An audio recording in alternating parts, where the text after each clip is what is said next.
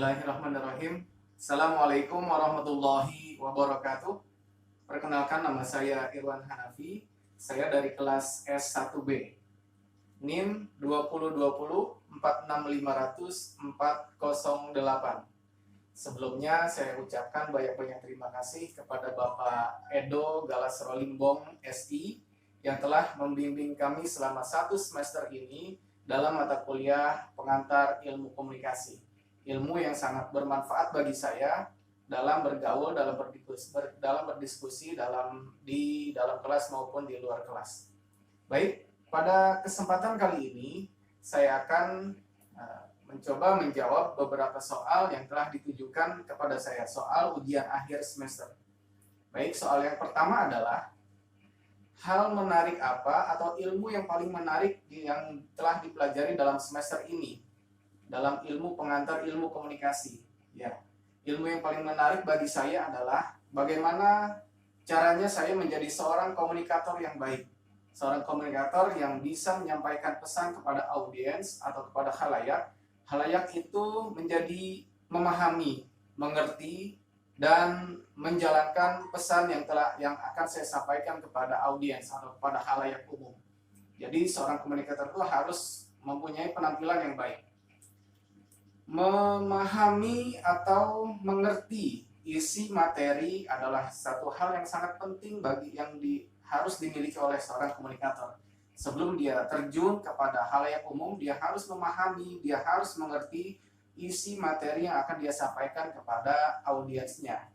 Nah, di samping dia harus memahami dan di samping dia harus mengerti isi materinya, seorang komunikator juga harus memiliki beberapa syarat yang harus dia miliki. Menurut Ruben dan Stewart, ada 3 syarat yang harus dimiliki oleh seorang komunikator. Yang pertama adalah syarat proximity atau kedekatan dengan khalayak. Jadi, seorang komunikator harus memiliki kemampuan untuk berdekatan dengan khalayak umum. Berdekatan di sini bukan berarti berdekatan secara fisik,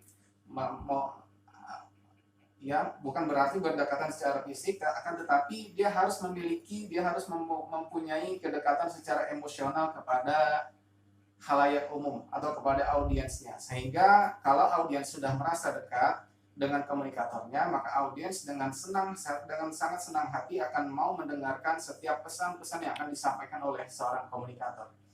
Lalu syarat yang kedua yaitu attractiveness, yaitu kesamaan daya tarik sosial dan fisik. Ya.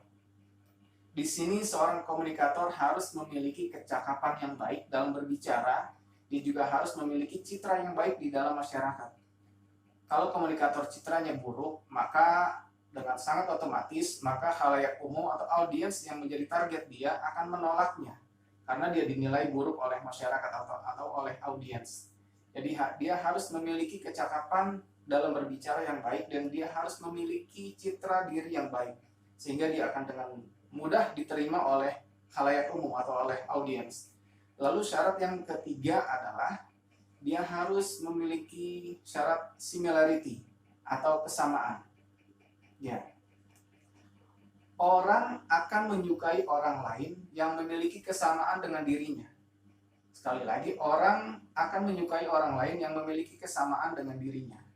Jadi seorang komunikator harus mengetahui kesamaan, harus mencari kesamaan antara dirinya dengan orang lain atau dengan khalayak umum. Kesamaan di sini bisa berarti kesamaan masalah agama atau bisa juga masalah status sosial atau juga masalah hobi. Jadi banyak kesamaan yang bisa komunikator cari antara dirinya dengan khalayak umum. Karena kalau tidak ada kesamaan, maka dia harus terus mencari kesamaan agar dia bisa menyampaikan pesan-pesan kepada khalayak umum dan khalayak umum pun mau mendengarkan karena dia memiliki kesamaan dengan dirinya. Lalu contoh nyata setelah saya mempelajari ilmu komunikasi di semester ini, yaitu saya menjadi lebih percaya diri dalam menyampaikan pesan kepada orang lain. Ya, jadi saya lebih percaya diri kepada orang lain. Di kelas pun saya lebih mampu berbicara, mampu berdiskusi, dan saya lebih percaya diri dalam melakukan presentasi di kelas. baik di hadapan teman-teman sekelas maupun di hadapan dosen. Jadi saya lebih percaya diri setelah saya mempelajari ilmu komunikasi ini. Lalu soal nomor 2. Soal nomor 2 yaitu saya akan menjelaskan unsur-unsur dalam rantai komunikasi. Unsur yang pertama yaitu komunikator. Komunikator adalah orang yang memiliki ide, gagasan, atau pesan yang akan disampaikan kepada orang lain. Jadi komunikator adalah orang yang memiliki ide, pesan, atau gagasan yang akan disampaikan oleh orang lain. Jadi dia adalah inisiatornya, inisiator yang mempunyai ide yang akan disampaikan kepada orang lain. Lalu unsur yang kedua adalah komunikan. Komunikan adalah target dari seorang komunikator. Komunikan adalah target dari seorang komunikator. Dia yang akan menerima pesan yang akan disampaikan oleh komunikator kepada dirinya. Jadi komunikan adalah penerima pesan. Lalu yang ketiga adalah pesan. Pesan adalah isi, ide atau gagasan yang akan disampaikan oleh seorang komunikator kepada seorang komunikan. Jadi pesan adalah isinya, isi, ide atau gagasan yang akan disampaikan oleh seorang komunikator kepada seorang komunikan. Lalu unsur yang keempat yaitu media. Media adalah sarana atau cara yang dilakukan oleh seorang komunikator untuk menyampaikan pesan kepada seorang komunikan. Media adalah caranya atau sarananya, sarana sebagai penyampai untuk menyampaikan pesan dari komunikator ke komunikan. Ya. Lalu unsur selanjutnya yaitu efek komunikasi. Efek komunikasi di sini adalah satu hal yang sangat penting dalam proses rantai komunikasi, dalam proses komunikasi. Jika efeknya buruk, maka dia harus diulangi lagi proses komunikasinya. Efek buruk jika seorang komunikan tidak memahami, tidak mengerti, dan bahkan dia tidak akan menjalankan pesan yang telah disampaikan oleh seorang komunikator kepada seorang komunikan. Jadi efeknya harus baik. Komunikasi dikatakan gagal jika efeknya buruk, maka harus diulangi lagi. Dia harus menyampaikan lagi, mengulang lagi proses komunikasinya. Ya, seperti contohnya saya ini adalah seorang komunikator. Dan orang-orang yang menonton video ini adalah seorang komunikan. Orang-orang yang mampu melihat video ini dan menonton video ini adalah seorang komunikan. Lalu pesannya adalah, apa yang saya sampaikan di dalam video ini, itu adalah pesan dari sebuah rantai komunikasi. Lalu medianya adalah video ini. Video ini adalah media yang saya gunakan untuk menyampaikan pesan kepada khalayak umum atau kepada komunikan.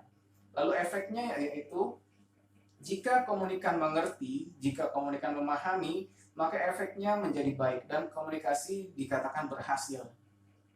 Ya. Lalu beranjak ke soal yang ketiga, yaitu tentang hambatan komunikasi. Hambatan komunikasi adalah segala sesuatu yang bisa menghambat terjadinya proses penyampaian dan penerimaan pesan dari seorang komunikator kepada komunikan. Jadi segala sesuatu yang menghambat terjadinya proses komunikasi.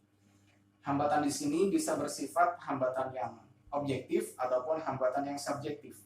Hambatan objektif yaitu hambatan yang dilakukan oleh orang lain tanpa disengaja. Ya, jadi hambatan objektif adalah hambatan yang dilakukan oleh orang lain tanpa disengaja. Contohnya, misalnya seorang komunikator ketika memberikan materi atau pesannya, dia berada di lingkungan yang sangat ramai, yang sangat gaduh. Itu adalah hambatan objektif. Itu tidak disengaja oleh orang lain. Atau ketika seorang komunikator sedang memberikan pesan-pesannya kepada khalayak umum, terjadi mati lampu. Itu adalah hambatan objektif yang tidak bisa disengaja, yang tidak dikatakan disengaja. Lalu hambatan subjektif yaitu hambatan yang dilakukan oleh orang lain dalam upaya untuk menggagalkan rantai komunikasi yang telah dijalin oleh seorang komunikator kepada komunikan. Itu adalah hambatan subjektif, yaitu hambatan yang dilakukan oleh orang yang disengaja sebagai upaya untuk menggagalkan proses komunikasi. Seperti halnya ketika ada seorang komunikator yang ingin menyampaikan kebaikan-kebaikan kepada orang lain, kepada khalayak umum, tetapi di satu sisi ada orang lain yang berusaha menghasut orang lain untuk tidak mendengarkan komunikator tersebut karena tidak bersesuaian dengan kepentingannya. Itu adalah hambatan subjektif dalam komunikasi.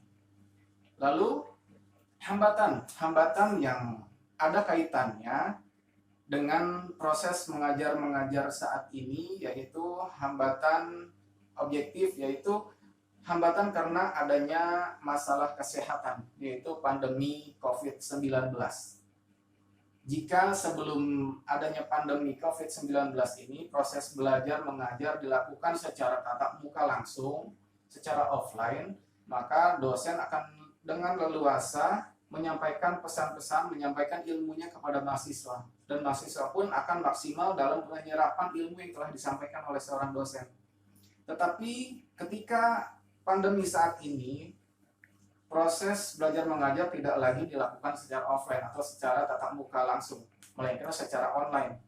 Online di sini banyak sekali hambatan yang akan dihadapi, seperti misalnya masalah sinyal yang buruk. Ini adalah hambatan yang paling sering dikeluhkan oleh seorang dosen maupun seorang mahasiswa. Ya, itu adalah hambatan yang ada kaitannya dengan proses belajar mengajar saat ini.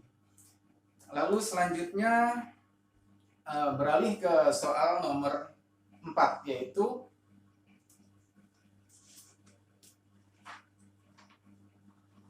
pesan yang akan saya sampaikan mengenai karya yang telah saya buat ini. Pesannya adalah, teruslah berusaha untuk mewujudkan impian Anda. Anda terus harus bersungguh-sungguh, berusaha, berjuang agar bisa mencapai kesuksesan Anda. Jika Anda mampu meningkatkan kemampuan Anda, maka sangat tidak mungkin kesuksesan tidak menghampiri Anda. Seperti halnya Bapak Haji Amin, Wakil Bupati Purwakarta ini. Beliau adalah mantan kuli bangunan. Tetapi dia mau berusaha dan dia mau bersungguh-sungguh untuk mengembangkan dirinya. Dia terus belajar, dia terus berusaha bersungguh-sungguh meningkatkan kemampuan dirinya. Maka bukan satu hal yang mustahil dia sekarang menjadi Wakil Bupati Purwakarta.